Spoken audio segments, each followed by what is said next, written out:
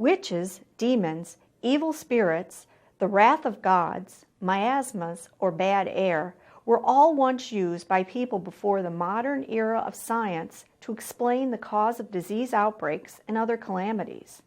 In this lecture, we will talk about modern ways of determining causality.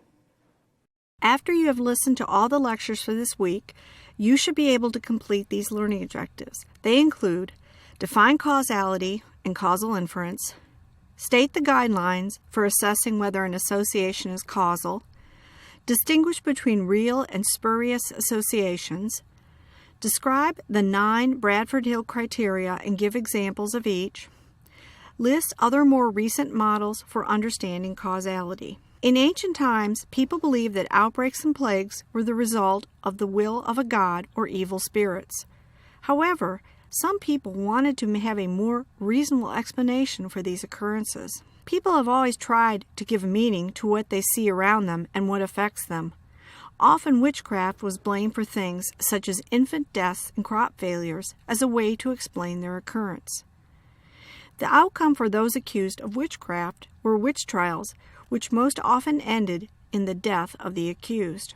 For some time, people also believed in miasma, or bad air, the idea that diseases such as cholera and the Black Death, or the Great Plague, were caused by bad air. Over time, the germ theory was developed to explain how some diseases are caused by microorganisms, and the field of epidemiology began with scientific observations of epidemics and other health outcomes. A large part of the field of epidemiology is investigating the causes of disease. A formal definition of causality may be, quote, an event, condition, or characteristic that preceded the outcome or disease event and without which the event either would have not occurred at all or would have not occurred until some later time. End quote.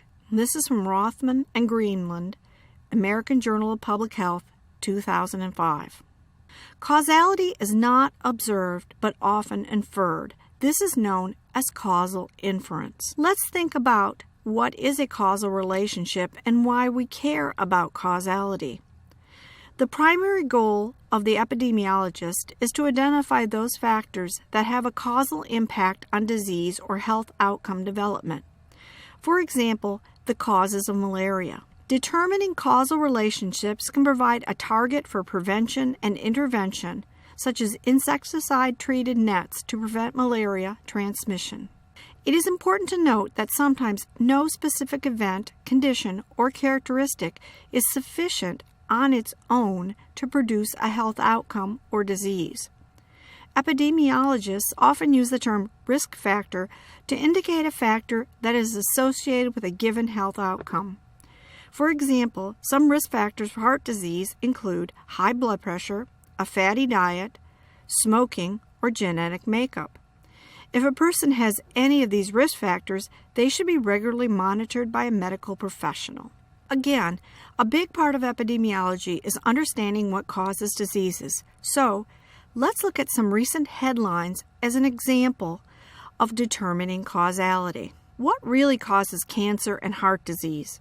Does one thing, such as red meat consumption, really cause cancer or heart disease, even when so many other factors may also play a role? For example, what about the role of overall diet, exercise, genetics, and stress? Imagine how hard it would be to conduct a randomized controlled trial to study the effects of eating red meat. Some study participants would be randomized to a very restrictive diet of red meat over a long time period. For another example, let's consider smoking and its link to lung cancer.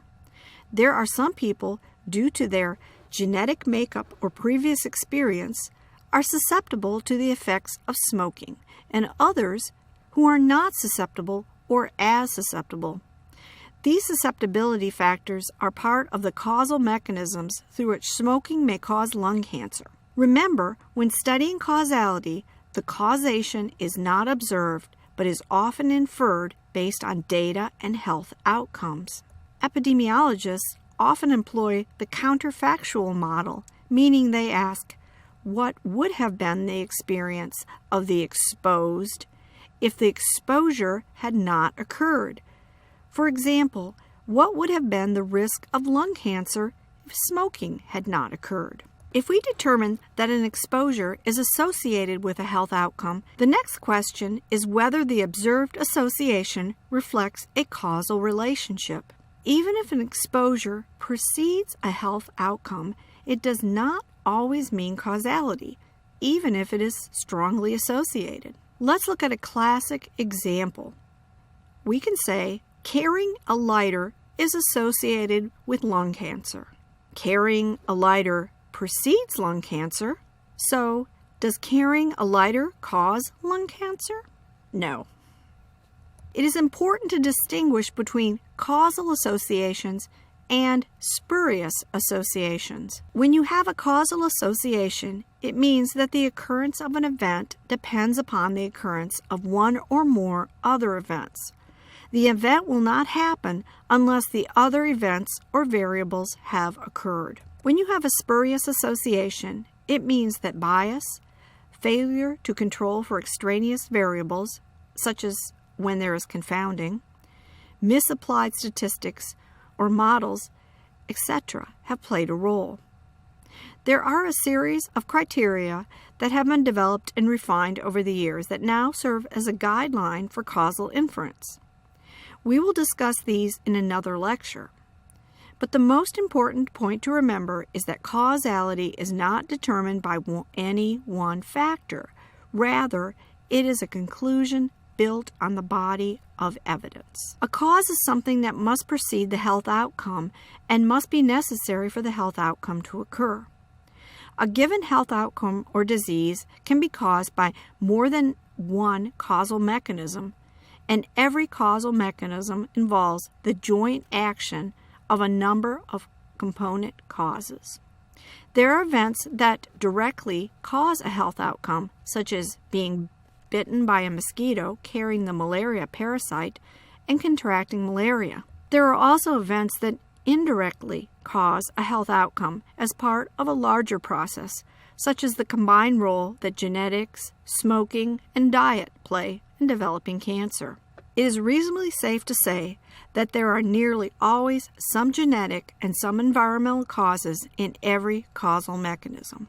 So, why is it important to distinguish between causal and non-causal associations?